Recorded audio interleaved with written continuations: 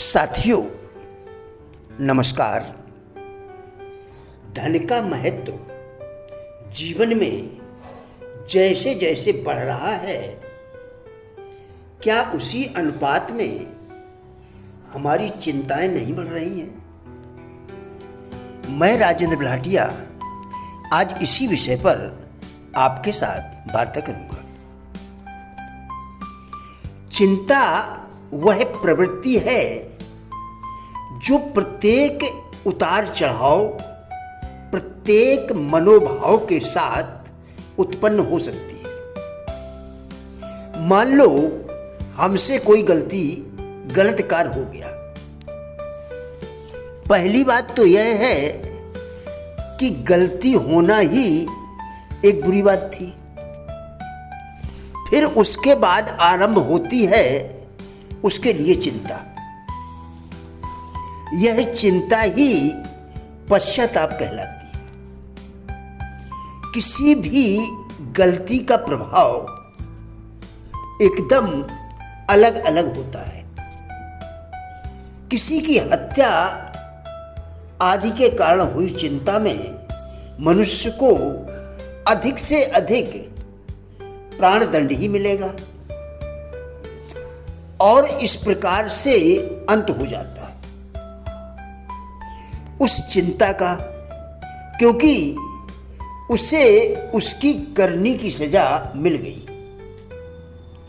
प्राणदंड की सजा से मनुष्य इतना बेचैन नहीं होता है। वह स्थिति दूसरी प्रकार की चिंता जो अधिकांशतः क्रोध के कारण उत्पन्न होती है, उसका अंत भी बहुत जल्दी होता है। जब क्रोध शांत हो जाता है तो चिंता भी अपने आप समाप्त हो जाती है।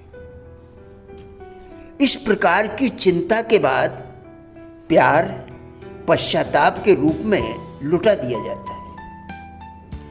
इस प्रकार क्रोध से उत्पन्न चिंताएं इतनी परेशानी का कारण नहीं बनती। चिंता का मुख्य कारण होती है स्वतंत्र रूप से उत्पन्न चिंताएं। काम की चिंताएं आकर्षण संबंधी या भोग विलास के कारण उत्पन्न होती है। स्वतंत्र रूप से उत्पन्न चिंताएं, काम की चिंताएं आकर्षण संबंधी या भोग विलास के कारण उत्पन्न होती है। भोग विलास इसका अंत होता है। अहंकार के बाद भी एक प्रकार की चिंता उत्पन्न होती है। इसका भी प्रभाव इतना अधिक नहीं पड़ता जितना अन्य चिंताओं का पड़ता है। पैसे के पीछे आज सारा संसार पागल है। वास्तव में शायद ही कोई सामाजिक इकाई होगी जिसे धन की चिंता परेशान न किए हो।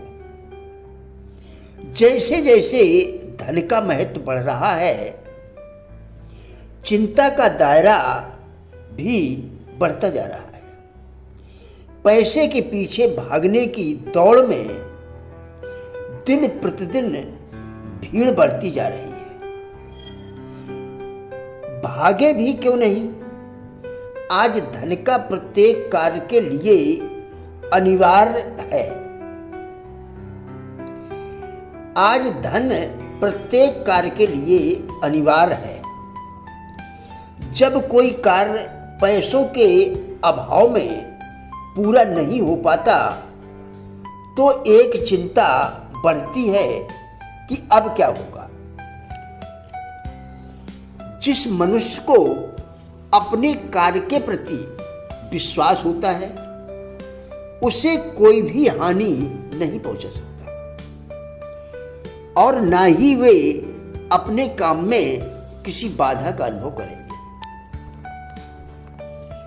डर चाहे जो भी हो, प्रत्येक डर के पीछे एक ही कारण होता है, उसके पीछे निहित किसी न किसी का स्वार्थ।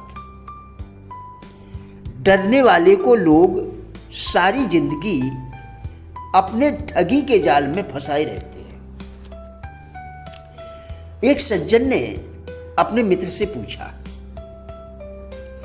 आप झगड़ों से किस प्रकार से बचे रहते हैं? मित्र ने कहा, जब कोई मुझसे झगड़ता है तो मैं मौन साध लेता हूं। आखिर वह अकेले कब तक चिल्लाता रहेगा?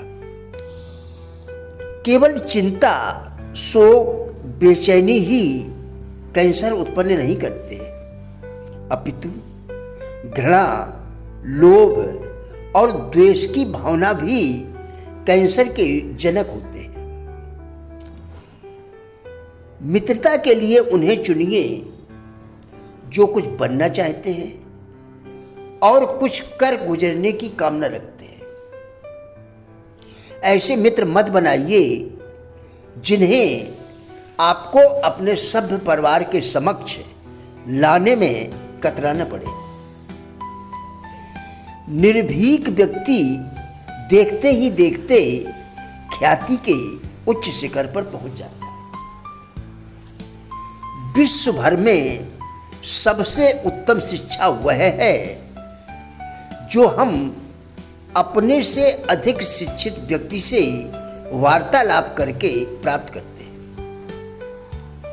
चिंता विचारों से उत्पन्न होकर दिमाग में कुंडली मारकर बैठ जाती है। जब व्यक्ति दिमाग से ही हाथ धो बैठता है तो आत्मविश्लेषण कैसे कर सकता है? ऐसी अवस्था में गरीबी तथा स्वास्थ्य का विनाश होना निश्चित है। कुछ बनने और कुछ पाने के लिए परिश्रम और परीक्षा प्रकृति का ही नियम है, इसे पालन करना ही होगा।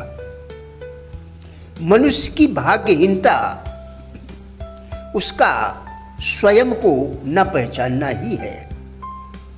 यदि मनुष्य स्वयं को जान ले तो उसके सारे कार्य आसान हो सकते हैं। वास्तविक योग्यता की परीक्षा दुख अथवा संकट के समय ही होती है। इसलिए यह आवश्यक है कि सदैव जागरूक रहकर दुखों का सदुपयोग करें। प्रिय साथियों, हमारा उद्देश्य इन वीडियोस के जरिए लोगों में जीवन के प्रति सकारात्मक दृष्टिकोण एवं जिज्ञासा पैदा करना है। कृपया वीडियो पूरा देखें।